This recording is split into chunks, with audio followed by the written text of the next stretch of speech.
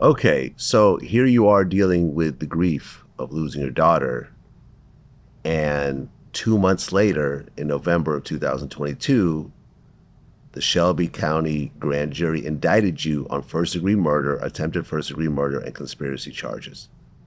They claim that you were the organizer of young Dolph's murder. When you heard this, what went through your head?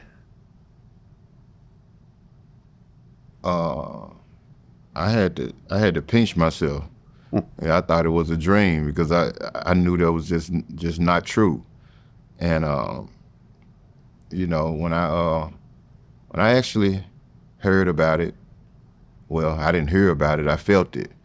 I was leaving my home one day and they followed me and pulled up to the neighborhood car wash and just arrested me and told me I was indicted for murder.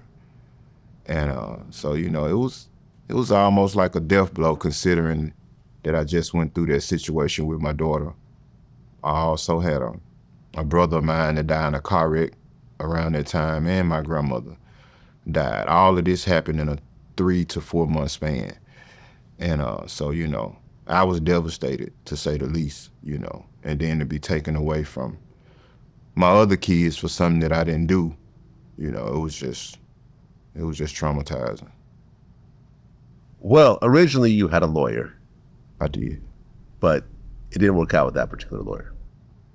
No, it didn't. And this was an attorney that uh, I've been dealing with since I was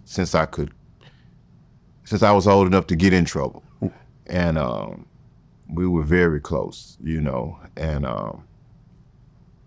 but this particular situation, it was different. And I started noticing some things that didn't seem right to me. Um, and so, it was only so much I could say over the phone in jail because I knew my calls were being monitored. But I was calling home to my family and I was just stressing the fact that I needed another attorney, and not just any attorney. And at first, my family was dead set against me because they knew the relationship that I had with this particular attorney. And, so when I started voicing the issues that I was having and finally convinced them that I needed another attorney or whatever, and so we started reaching out. I had three attorneys on my list that I wanted to reach out to, and Manny was one of them. Right. Manny Aurora, Manny Aurora, yes sir.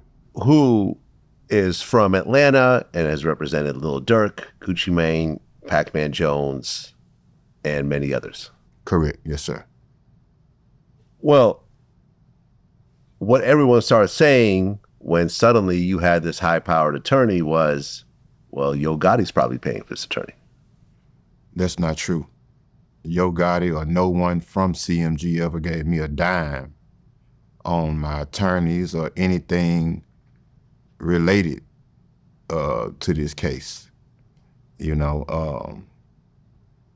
Actually, Manny came out of pocket himself after all of my resources and stuff were drained, or whatever, because this was a very high profile case. And it took a lot. Private investigators, not to mention the first attorney that I paid $25,000 to out of my pocket. And then, fast forward to Manny Aurora. So when I got to Manny, my resources were limited, but he didn't hold that against me. When my resources ran out, he stuck with me. And, we developed a bond, and he could, like, right to this day, he might call me and we might be on FaceTime. I might be doing something he don't like. He might get on me, and I just take it for what it is.